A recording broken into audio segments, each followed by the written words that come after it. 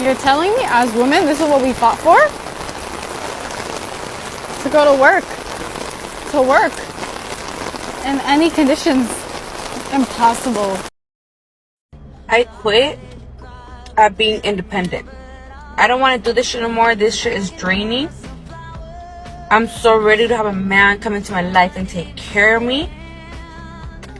My tires pop. 2 of my tires pop. And I'm sitting in my car because I don't know what the fuck to do. Obviously, I know what the fuck to do. But I don't want to do this shit no more. Like, I'm ready to have someone come into my life and take care of me. This shit is so fucking draining. This independent life. Like, I don't want to do this shit no more. I quit. Because every time something happens, I always have to figure shit out on my own. And I don't want to do that shit no more. Yeah. Y ya renuncio. Ya no quiero ser independiente. Ya. I want to be spoiled and taken care of. Because I shouldn't have to be stressing about shit like this. I'm tired. Oh, boo-hoo! Let me play a sad song for you on the world's smallest violin.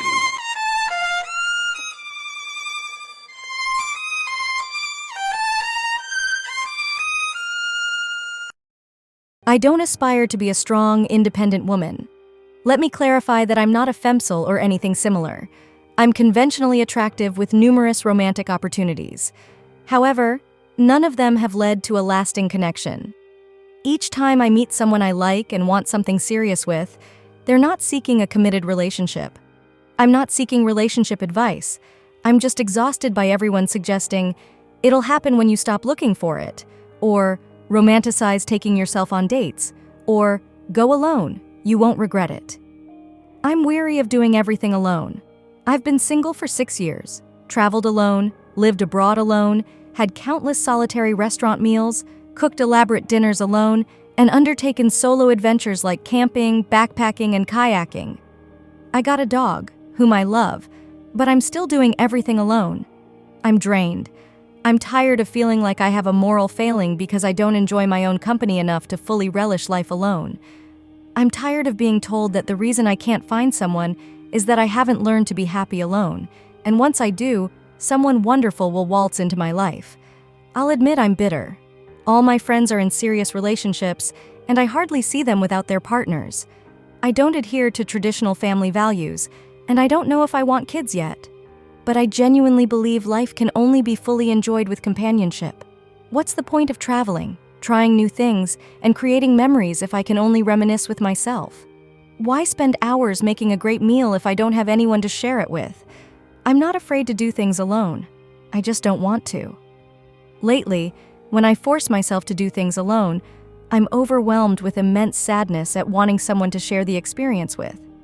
I tried expressing this to a friend in a relationship, and she brushed me off, saying, "Just relax and stop worrying about it. It will happen for you." Bullshit. She didn't end her 6-year relationship until she had already met her current partner and was friends with him. They started dating 3 months after her breakup. Why does everyone act like it's so nonchalant? I guess some people are perfectly content doing everything alone. I can handle it.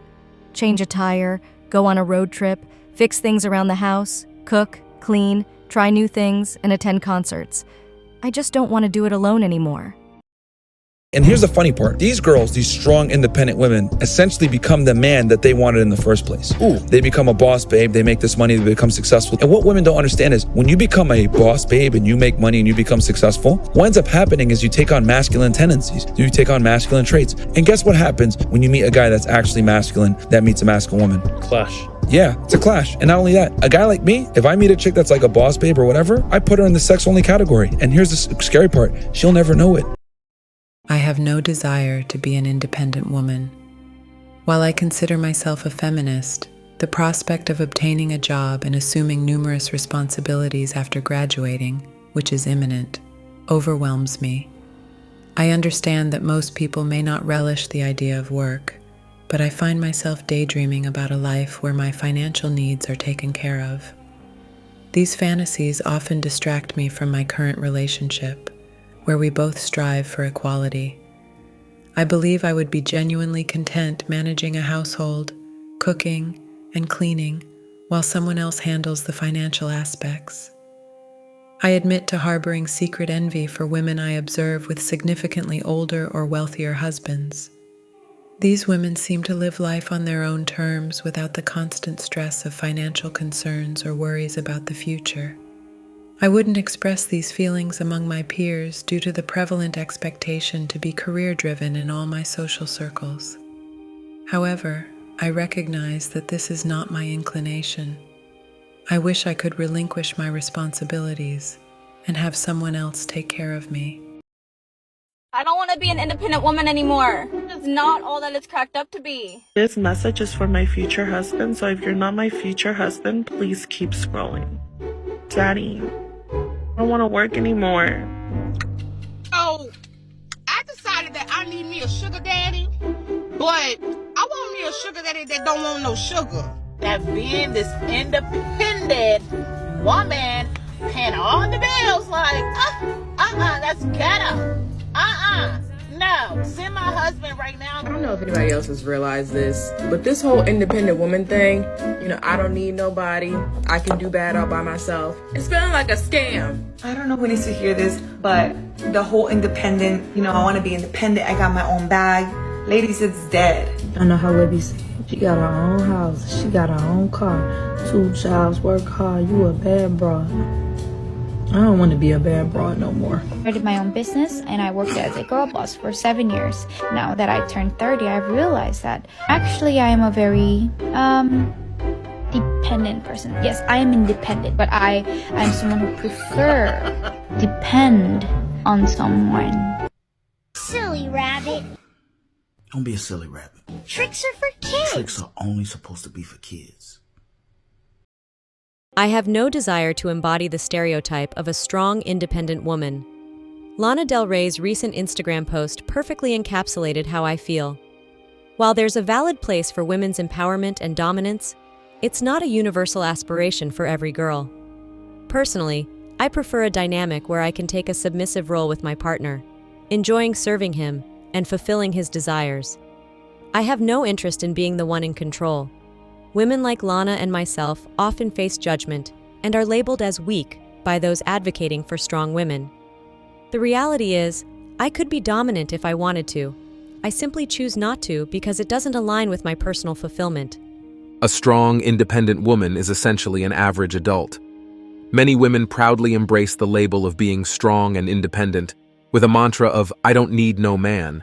But from my perspective, these attributes are simply reflective of typical working-class adulthood. There's nothing extraordinary about having a job, paying your own bills, and being self-sufficient. That's what most adults do. It's intriguing why some women perceive these basic adult responsibilities as a badge of honor or a marker of uniqueness. It's even funnier because they certainly can't behave like men. Men, on the other hand, don't often adopt an independent boss attitude when they achieve success. This difference in attitude may stem from distinct societal expectations regarding financial success for men and women. Another perplexing aspect is the contradiction in seeking a partner while claiming independence. If a woman is already independent and can manage her own finances, why does her partner need to make more money? This contradicts the idea of being truly independent, especially if expectations include the partner covering expenses for dates and gifts. The disconnect between pride and independence and financial expectations can be puzzling. In 2023, aren't most women independent?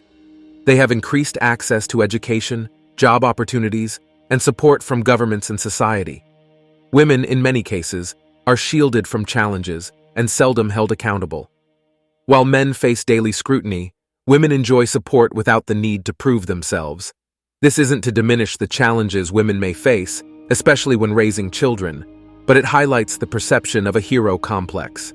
Despite these advantages, women often portray themselves as victims, influenced by a feminism that may have cultivated a battle mentality against men. This dynamic is reinforced by societal norms that prevent men from physically defending themselves when faced with aggression from women. The narrative perpetuated by feminism may contribute to concealing women's shortcomings by placing blame on men. The result is a distorted battle mode mentality where women can engage in conflict, yet men are expected to concede, even to physical aggression. Women, like children, may not always discern what's in their best interest, and much like children, they might not be too concerned about it. Interestingly, women often attribute their actions to men, conveniently shifting blame. The claim of being strong and independent is amusing when considering the evolving roles women play in households. The traditional notion of patriarchy has been challenged, with women rejecting the role of a subservient homemaker. So what does it mean for women to assert their strength and independence? Rather than being exclusively tied to one man, some may argue that women have become mothers to multiple men. When a woman proudly declares herself strong and independent, it elicits laughter from me. I don't perceive women as rivals in any capacity. It's quite infuriating when these women accuse men of trembling in fear at the notion of a strong, independent woman. The entire strong and independent women narrative appears to be bombastic bravado, a whimsical defense mechanism against an unseen adversary, namely men. Anyone who knows me knows that I'm more like Miss Independent. I don't need no man.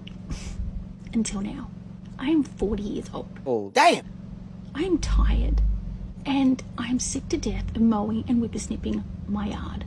It just never stops. It never stops growing. It's like a jungle. I've had enough. I have two options.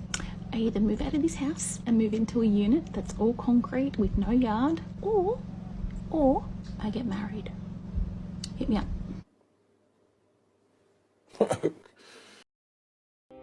Interestingly, men rarely feel compelled to boast about being strong and independent. When a woman identifies as a strong, independent woman, my initial impression is that she may have some undesirable qualities. This might include being emotionally disturbed, having a lower intellect, displaying irrational behavior, and appearing neurotic, a recipe for a train wreck. Personally, I prefer to keep a safe distance from such individuals, and I would advise others to do the same. And that's it for today on Sigma Traits. Make sure you hit that like button, smash that subscribe button, and don't forget to ring that notification bell so you can be the first to know when my new video drops. Let us know your thoughts in the comments below. See you all tomorrow.